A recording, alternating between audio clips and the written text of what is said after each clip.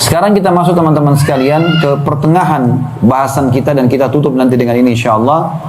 Beberapa syubhat-syubhat yang banyak diangkat oleh orang-orang non-muslim di tengah-tengah muslimah.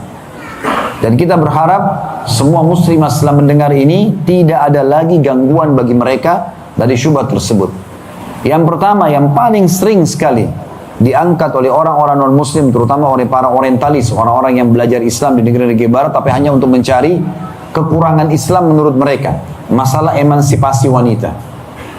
Selalu mereka gembar-gemburkan kalau Islam itu menzalimi wanita, Islam tidak menyamakan laki-laki sama perempuan, gitu kan? Maka kita harus mengumandangkan kalau perempuan harus sama dengan laki-laki. Ini secara zahir seakan-akan benar, tapi kita sebagai seorang muslim punya panduan agama kita, ya. Islam merincikan ini dengan sangat rinci. Kalau tentang balasan amal soleh, disamakan laki-laki sama perempuan. Walaupun perempuan sebenarnya lebih sedikit kalau dari sisi kuantitas ibadahnya, jumlah ibadahnya. Contoh, bukankah wanita haid setiap bulan? Baik, umumnya standarnya 6-7 hari wanita haid itu. Biasanya. Ada yang kurang dari itu mungkin 5 hari, ada yang lebih dari itu sampai 2 minggu misalnya. Tapi umum wanita normalnya 6-7 hari. Kalau mereka belum terjadi perubahan hormon seperti misalnya habis melahirkan atau pindah ke satu lokasi mungkin perubahan cuaca yang ekstrim, maka mungkin ada perubahan waktu. Tapi umumnya seperti itu, antara 6-7 hari. Baik, kalau kita hitung misalnya 7 hari atau 1 pekan dalam 1 bulan dia haid, berarti sholatnya wanita dalam 1 bulan cuma 3 minggu. Benar nggak? Berarti ada 1 minggu nggak sholat kan? Kan tidak boleh sholat orang haid kan? Laki-laki tidak ada yang haid.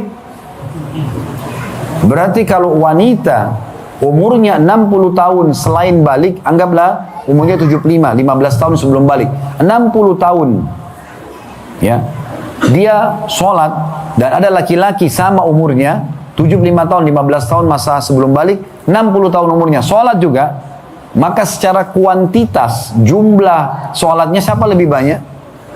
Laki-laki. Perempuan berkurang 1/4 dari umur itu. Artinya dari 60 tahun ada 15 tahun mereka tidak sholat. Karena kan 1/4 kan, setiap bulan ada 1 minggu kan gitu. Itu belum lagi kalau kita hitung nifas ya. Kalau ada nifas biasa sampai 40 hari lebih banyak lagi nggak sholatnya. Tapi subhanallah, Allah maha adil. Tetap Allah berikan balasan sama. Kalau sisi balasan ya, dikasih balasan sama. Hanya saja memang Allah subhanahu wa ta'ala membedakan dari sisi yang lainnya.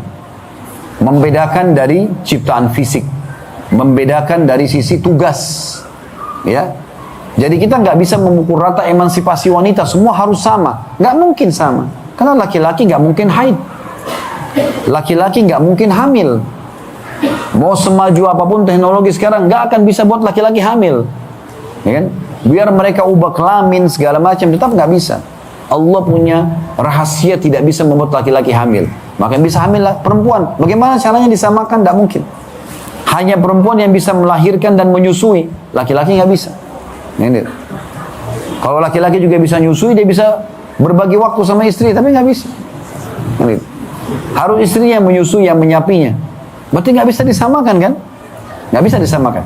Dari sisi tugas. Laki-laki disuruh azan sholat ke masjid, perempuan lebih afdal sholat di mana? Di rumah. Kan gitu. Itu sabda Nabi SAW. Berarti ada dibedain tuh. Begitu juga dengan laki-laki disuruh sholat jenazah, antar jenazah, ziarah kubur, cari nafkah, jihad. Makanya kita ini laki-laki nggak butuh hand body, nggak butuh sunblock. Karena memang kulit kita ini memang Allah ciptakan buat alam luar, kena matahari, kena hujan biasa. Laki-laki memang begitu. Perempuan memang Allah kasih itu. Mereka di rumah, maka mereka butuh perawatan, itu biasa. Tidak bisa, bagaimana caranya mau dipaksakan harus sama? Kan tidak mungkin. Ya? Jadi Islam sangat adil dalam masalah ini. Walaupun perempuan tugas secara kuantitas ada ibadah lebih sedikit, tapi Allah berikan balasan sama. Ya? Dan Allah menyatakan bahwasanya inna akramakum indallahi atqakum. Dari laki-laki dan perempuan yang paling mulia adalah yang paling bertakwa kepada Allah. Dan Allah Subhanahu wa taala menyebutkan dalam surah An-Nisa, surah nomor 4 ayat 32 agar kita tidak boleh cemburu satu sama yang lain. Kenapa perempuan bisa hamil, saya tidak bisa hamil laki-laki? Enggak boleh kita cemburu begitu. Kenapa laki-laki disuruh pergi sholat di masjid, kami perempuan lebih afdal di rumah? Ya. Atau perempuan mengatakan, kenapa Allah enggak boleh juga laki-laki hamil saja supaya berbagi? Enggak.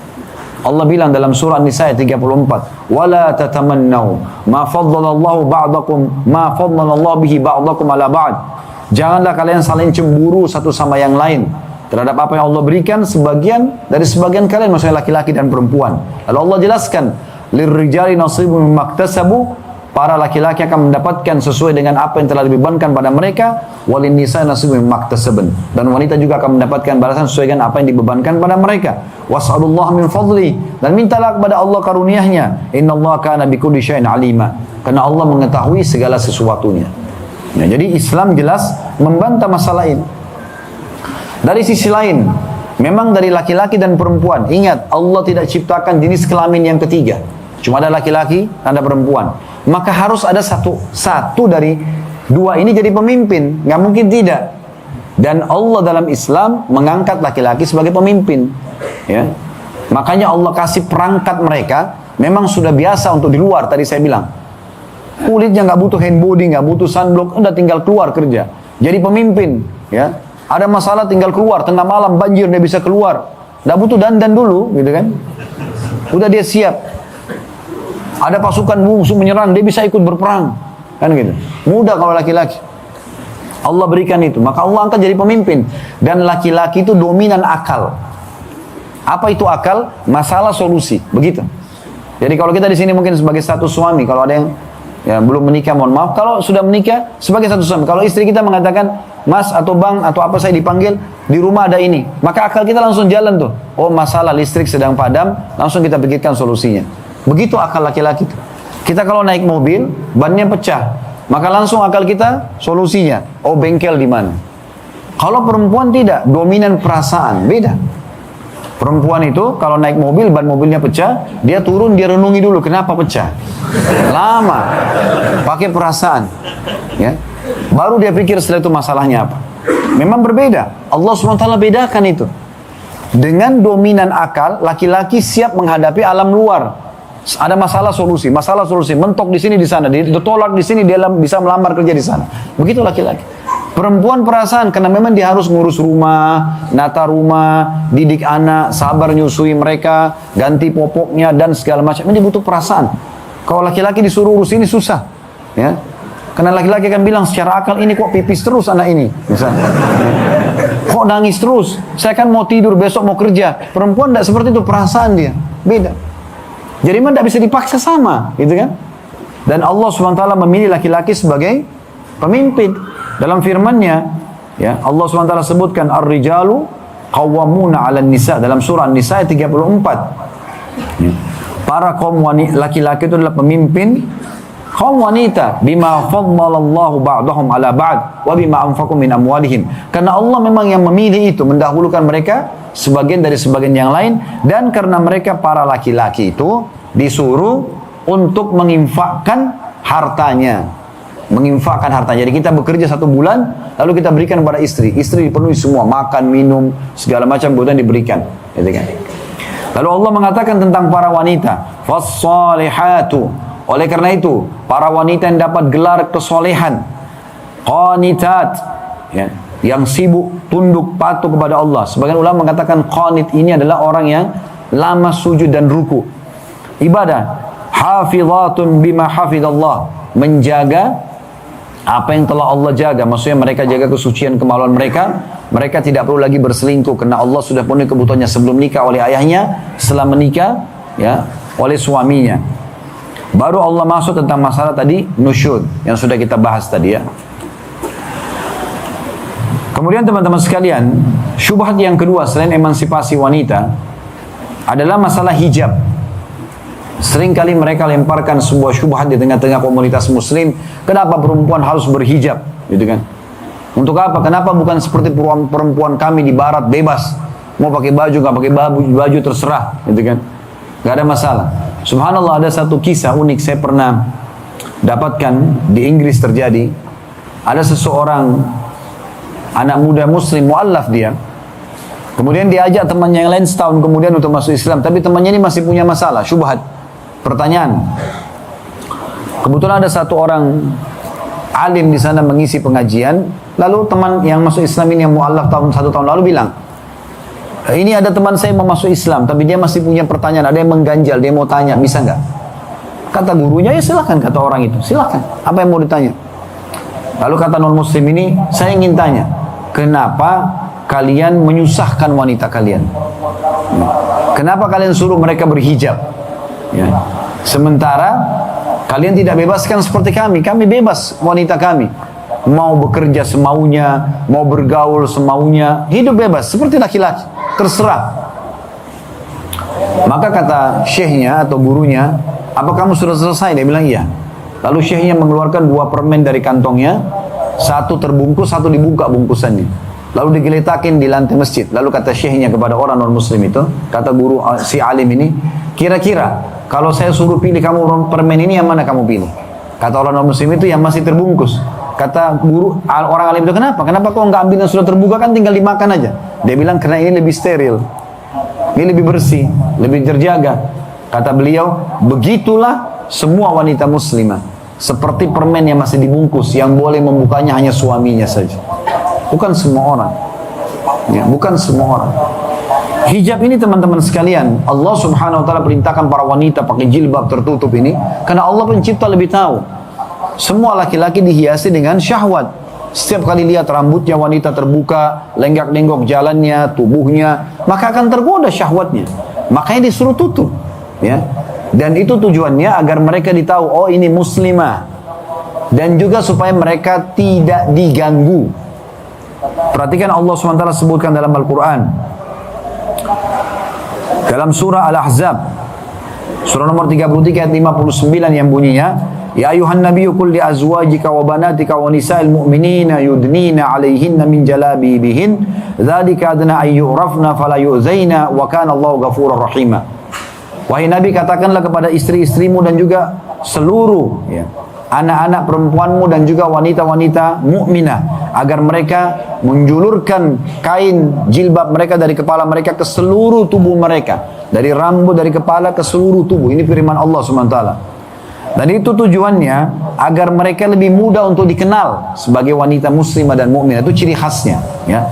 Dan juga agar mereka tidak diganggu. Sesungguhnya Allah Maha Pengampun lagi Maha Pengasih. Saya ingin jelaskan sedikit ayat ini. Kalau ada seorang wanita non-muslim, Nasraniyah misalnya, kita berikan jilbab dan kita katakan, coba pakai jilbab ini 5 menit aja, pakai jilbab di pinggir jalan. Lalu lewat orang Nasrani yang lain, tidak usah muslim. Lalu kita tanya, kira-kira menurut kamu wanita itu agama apa? Apa yang dia bilang pasti? Muslimah, karena jilbabnya itu sudah melekat. Allah bilang supaya mereka dikenal dan supaya mereka tidak diganggu. Ini penting sekali, subhanallah. Orang kalau menggunakan jilbab besar, apalagi kalau pakai cadar, mau diganggu dari sisi mananya? Orang yang mau perkosa juga dia takut kalau pakai cadar. Ini cantik ya? Tapi bukan cuma itu. Memang orang jadi segan dengan pakaian itu. Saya pernah lihat eksperimen di YouTube, ada pernah diangkat, diperlihatkan di Amerika ada anak muda, mereka adakan eksperimen muslim sepertinya ya. Jalanlah wanita itu tidak berhijab di satu jalan, cukup lumayan jauh jalan kaki, temannya di belakang pakai kamera. Sepanjang jalan diganggu tidak kurang dari 5 atau 10 orang laki-laki yang ajak kencan, yang ganggu dia, yang segala macam ajak kenalan, pokoknya penuh ya, sampai di ujung jalan sana. Orang yang sama, wanita yang sama setelah itu pakai jilbab di waktu yang berbeda, di jalan yang sama, sepanjang jalan tidak ada satupun yang berani ganggu dia. Gak pernah ada yang ganggu. Kalaupun ada yang ganggu paling jauh, Assalamualaikum ya. Kan begitu. Jadi memang subhanallah, memang untuk menjaga mereka, hijab itu untuk menjaga kemuliaan mereka ya. Itu berhubungan dengan masalah hijab. Dan Nabi SAW mengingatkan agar setiap muslimah hati-hati, jangan sampai masuk neraka karena tidak berhijab ya. Karena kata Nabi SAW, simfani min ahli nar, 2 golongan dari ahli neraka, lam arahuma, belum pernah saya lihat, maksudnya di masa beliau SAW. Qaumun ma'hum siyatun ka'adnabil baqar yadribuna bihan nas. Ada satu kaum yang membawa cambuk-cambuk dari ekor sapi untuk memukul orang, ya. Kata sebagian ulama hadis, ini pengawal-pengawal raja zalim yang suka memukul-mukul orang, gitu kan? Menyiksa orang zalim mereka. Dan yang kedua, nisaun kasiyatun ariyatun mumilatun, ya. Ma'ilat ru'usuhunna ka'asnimatil bukhtil ma'ila la yadkhulnal jannata wa la yajidna rihaha wa inna riha la yujadu min masirati kadza wa kadza. Dan golongan kedua adalah wanita yang, ya, berpakaian tapi terbuka. Kasiyatun ariyat, berpakaian tapi terbuka. Artinya digambarkan ketat, ya, sehingga membentuk lengkukan tubuhnya, atau memang tidak menutup lengkap auratnya, sehingga ada lembukan badan yang kelihatan. Kemudian juga mumilat, ya, dia lenggak-lenggok jalan. Umumnya orang kalau pakaiannya seksi, lenggak-lenggok. Umumnya orang kalau pakai hijab jalannya santun. Itu sudah umum, gitu kan. Ma'ilat, condong, dan mencondongkan, maksudnya dia ingin dipuji orang, ingin dikenali oleh laki-laki. Laki-laki juga akan ingin kenalan sama dia. Kepala mereka, ya, rambut mereka mirip sama punuk unta, ya, yang bergoyang-goyang. Jadi punuk unta itu di pundaknya, itu kalau lagi jalan biasanya karena ada lemaknya goyang kiri kanan. Maka biasa begitu, sebentar diuraikan ke kanan, sebentar di kiri untuk menarik perhatian kaum laki-laki. Itu digambarkan dalam hadis, ya. Mereka tidak akan masuk surga, la yadkhulnal jannata wa la yajidna rihaha, dan tidak akan pernah masuk surga dan tidak akan mencium bau surga itu. Wa inna riha la yujadu min masirati kadza wa kadza, dan ketahuilah surga itu akan didapatkan baunya dari jarak begini dan begitu. Yang ketiga, ada syubhat juga tentang masalah wali pernikahan, ya. Karena kita dalam Islam tidak boleh wanita menikah kecuali dengan izin ayahnya, ya. Dan perlu difahami teman-teman sekalian, wali ini bagi wanita adalah, kalau bahasa mula difahami, ya, sebenarnya pembelanya, backingannya. Subhanallah, kita di sini laki-laki semua, bayangkan kalau kita sedang mau melamar seorang wanita, kita berhadapan sama ayahnya. Walaupun wanita itu ada di sebelahnya, kita akan berpikir, oh, ada laki-laki yang akan membela dia. Itu fungsi wali, ya. Dia memang pembela. Jadi jangan pernah menikah tanpa wali. Makanya Nabi SAW mengatakan, wanita manapun yang menikahkan dirinya tanpa izin walinya, nikahnya batal. Nggak boleh. Janda pun. Ada pendapat yang lemah dari Abu Hanifah rahimahullah, dan beliau sebenarnya tidak cenderung dengan pendapat ini, ya. Salah satu pendapat beliau mengatakan wanita janda boleh menikahkan tanpa wali. Tapi pendapat yang kuat jumhur ulama tidak, tetap pakai wali walaupun janda, ya. Karena wali ini penting sekali untuk wanita. Tapi orang-orang non-muslim banyak mengatakan, untuk apa menikah? Apalagi pakai wali. Udah kumpul kebo aja, nggak usah wali, ya. Padahal Islam datang sebenarnya untuk memuliakan wanita dengan itu. Dan Nabi SAW mengingatkan para wanita, ayyumal mar'ati nakahat bighairi idni waliya nikah fanikahuha batil. Diriwayatkan ahli sunan kecuali An-Nasai. Wanita manapun yang coba-coba nikahkan dirinya tanpa izin walinya, maka nikahnya batal. Juga wanita tidak boleh menikahkan wanita yang lain. Jadi tidak boleh, teman-teman sekalian, kalau antum laki-laki di sini melamar seorang akhwat di walinya, ayahnya nolak, antum datang ke ibunya, lalu ibunya mengiyakan, lalu antum nikah tanpa izin ayahnya, ya. Karena kata Nabi SAW dalam hadis riwayat Ibnu Majah dan Darul Qutni, la tuzawwajul mar'atul mar'ata, tidak boleh wanita menikahkan wanita lain, termasuk ibu tidak boleh nikahkan anak perempuannya, ya. Wala tuzawwajul mar'atu nafsaha, dan wanita pun tidak boleh menikahkan dirinya sendiri. Jadi tujuan wali itu adalah untuk membela dia sebenarnya.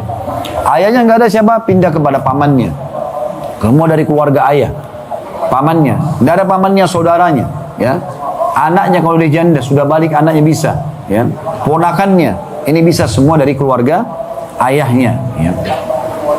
Sebagaimana Abu Suja sebutkan dalam matan, ya, dalam kitab Al-Ghayah beliau, ayah, kakek dari pihak ayah, saudara kandung, saudara seayah, ya. Kemudian ponakan dari saudara kandung, ponakan dari saudara seayah, paman dari ayah, sepupu dari paman saudara ayah, ya. Ini semua bisa menjadi wali daripada wanita tersebut.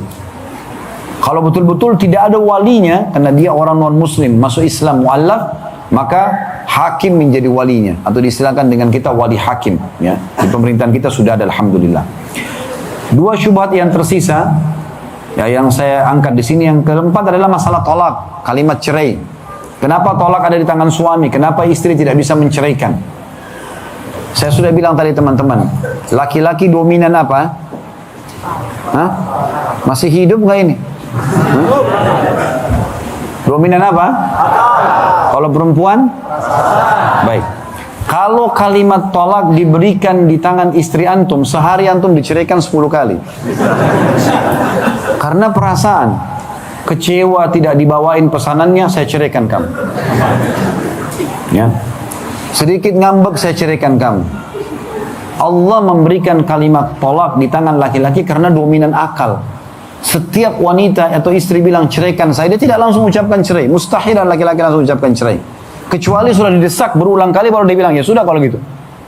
Tapi awalnya tidak, karena pikirannya, dominannya akal.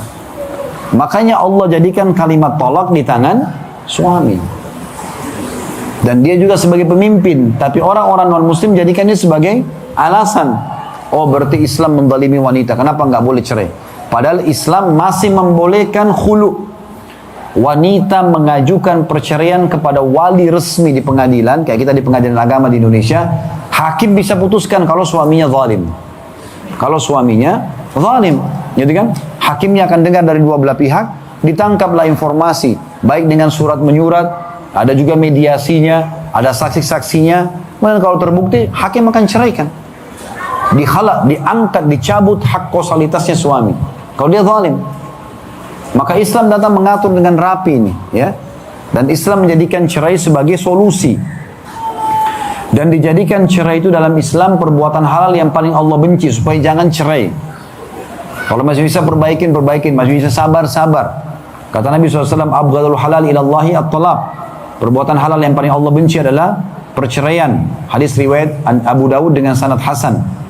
Dan kata Nabi SAW dalam riwayat Abu Dawud, Tirmidzi juga dengan sanad hasan, thalathun jadduhun najad. Ketahuilah 3 hal yang serius dan pasti terjadi.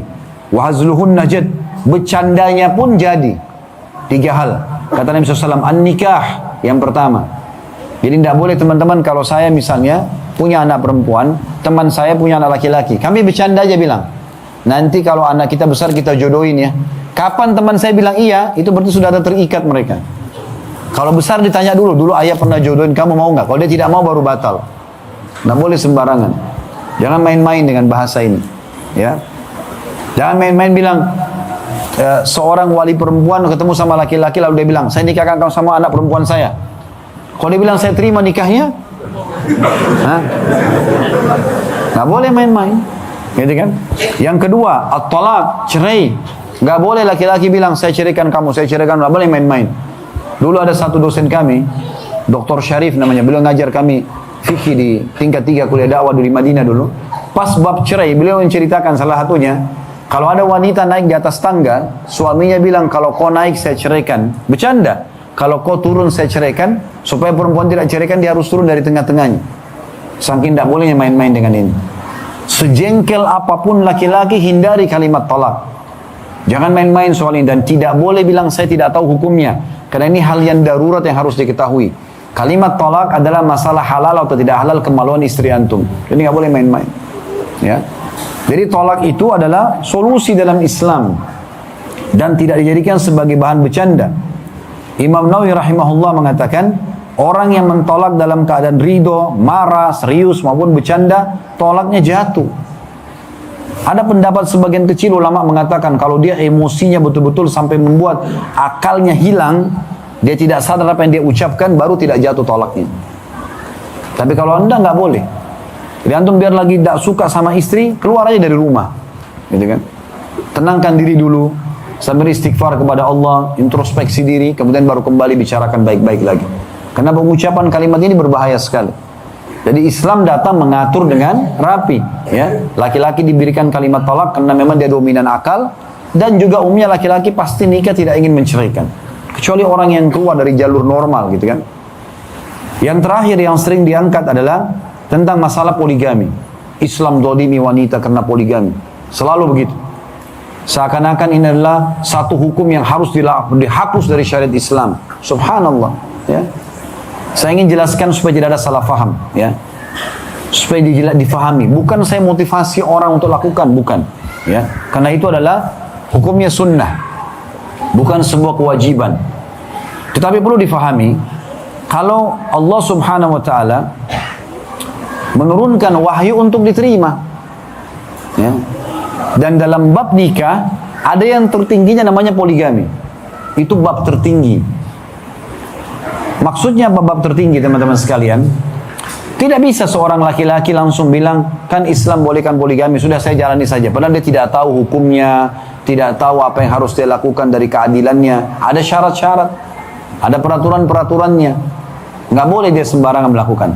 Kalau saya membahasakan sekali lagi, dia adalah level tertinggi dalam bab nikah. Kalau orang sudah menjalankan pernikahannya dengan baik, menjalankan perintah-perintah Allah di situ, memberikan hak-hak istrinya dengan baik, maka Allah akan berikan dia bonus untuk melangkah ke rumah tangga yang kedua, ke rumah tangga yang ketiga, dan seterusnya. Jadi ini hukum Allah SWT, tidak mungkin kita tolak, tapi kita harus pelajari. Dan karena umumnya pendapat ulama mengatakan dia adalah sunnah, bukan kewajiban, maka bukan harus dikerjakan kalau orang belum mampu. Orang mampu dia kerjakan. Dan saya pernah ditanya di pengajian oleh sebagian ikhwah kita, Ustaz, saya kan laki-laki, boleh poligami, apakah saya harus izin istri? Saya bilang tidak harus. Kalau izin tidak ada keharusan. Kalau begitu saya menikah saja, Ustaz, istri saya tahu atau tidak tahu? Lalu saya bilang, baik, antum mau menjalankan poligami ini jangka pendek atau jangka panjang? Dia bilang, kok bisa, Ustaz? Iya, jangka pendek umum seperti banyak laki-laki lakukan. Dia suka satu laki perempuan, kemudian dia tiba-tiba saja daripada dia berzina dia nikahi diam-diam. Ini seperti bom waktu, ya. Satu waktu nanti akan meledak, ribut, harus pilih salah satunya. Pilih istri pertama, istri kedua dia zalimi karena dia sudah nikahi. Apa alasannya diceraikan? Orang juga anak orang ini, ya. Nggak boleh dikembalikan bisa ke rumah orang tuanya tanpa sebab. Dia pilih istri barunya, istri pertamanya sudah lama mengabdi sama dia. Serba salah. Atau dia bertahan dalam rumah tangga tapi banyak cacian. Dia terhina sebagai laki-laki. Lalu bagaimana caranya? Poligami jangka panjang. Ini butuh ilmu, dipelajari. Diprogramkan dalam hidup. Pertama berdoa kepada Allah SWT. Ya Allah mudahkanlah. Oleh hamba-Mu ini layak mudahkan, ya. Berdoa kepada Allah SWT. Setelah berdoa, ya, di waktu-waktu mustajab, kemudian dijadikan target beberapa tahun ke depan. Lalu kemudian yang kedua, memang selalu mendalami ilmu agama dan menerapkan ilmu agama itu. Pernah ada seorang ustaz datang kepada saya di salah satu wilayah kalau tidak salah waktu itu di Kalimantan, di salah satu wilayah Kalimantan, dia datang kepada saya mengatakan, Ustaz, saya juga mau poligami gitu. Yang dia tahu informasi saya melakukan itu, dia mengatakan saya juga mau lakukan.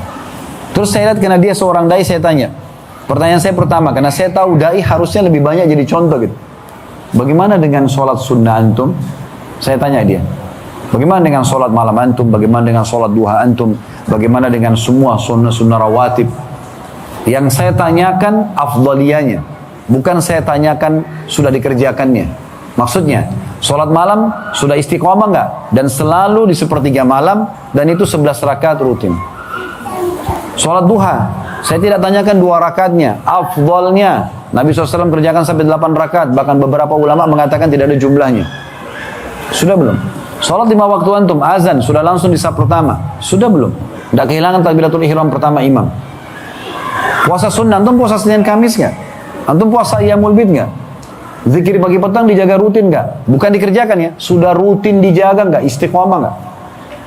Maka dia jawab semuanya belum, Ustaz. Gimana caranya antum mau Allah kasih antum bonus? Antum masih kendor begini ibadahnya, terus mau dapat bonus baru, nggak bisa. Coba perbaikin diri dulu, benahi diri. Bukan cuma diri kita, istri kita juga sama. Ajak mereka kepada agama, berikan pendidikan agama yang cukup, gitu kan? Baru kemudian setelah itu kita berpikir untuk melangkah, itu pun melangkah dengan orang-orang yang tepat. Istri kedua juga harus orang yang beragama, bukan orang yang sembarangan, gitu kan? Sehingga akhirnya jauhkan kita dari agama dan seterusnya. Maka ini perlu digarisbawahi. Jadi yang ingin kita titik beratkan sebenarnya adalah hukum agama yang dinyatakan oleh para ulama dia adalah sunnah, dan sebenarnya dia punya hikmah-hikmah yang sangat besar. Di antara hikmahnya adalah selain menjalankan perintah Allah Subhanahu wa taala juga untuk memperbanyak jumlah kaum muslimin. Karena Nabi SAW menyuruh kita menikah dengan wanita penyayang, subur, dan kena bangga dengan jumlah umat pada hari kiamat. Jadi orang punya satu istri, punya anak, oh ya bapak istri juga punya banyak anak. Tapi tidak sembarangan dilakukan, punya syarat-syarat dan peraturan. Kemudian juga menutup pintu-pintu zina. Ya. Berapa banyak pelacur yang melakukan perbuatan itu karena mereka tidak ada suaminya. Di saat mereka dibukakan pintu pernikahan, maka akan tertutup pintu-pintu itu. Begitu juga dengan memperluas silaturahim, karena banyaknya keluarga atau menjadi kekerabatan karena pernikahan. Begitu juga dengan meringankan opsi kewajiban bagi para wanita, karena dengan berpoligami maka lebih ringan, lebih banyak pembagian waktunya, dan sekian banyak hikmah yang disebutkan oleh para ulama. Tapi yang kita tidak berikan sebenarnya karena ini syubhat yang dilempar. Kenapa Islam boleh nikah lebih dari satu wanita? Kenapa enggak satu saja? Loh, ini perintah agama. Kita kira-kira mau katakan, oh iya, kayaknya benar yang dia katakan. Kita hapus syariat Allah atau kita pelajari dan kita sampaikan yang benar? Maka itu tujuannya, kita menyampaikan yang benar. Kalau itu perintah agama. Dan subhanallah, dari 100% laki-laki melakukan poligami di bawah 10%. Tidak semua orang juga bisa melakukannya. Itu adalah sebuah opsi dalam agama yang Allah berikan kepada orang yang sudah sampai pada level itu. Sehingga jangan sampai teman-teman merusak citra agama Allah ini hanya karena kita belum memahami hukum-hukum berhubungan dengan ini. Dan ingat, dalam melakukan poligami harus niat ibadah dan juga harus menjalankan syarat utamanya itu adil di antara mereka. Nafkah dan juga kesepakatan mabit atau pembagian malam. Kesepakatan itu di antara mereka, Allahu a'lam.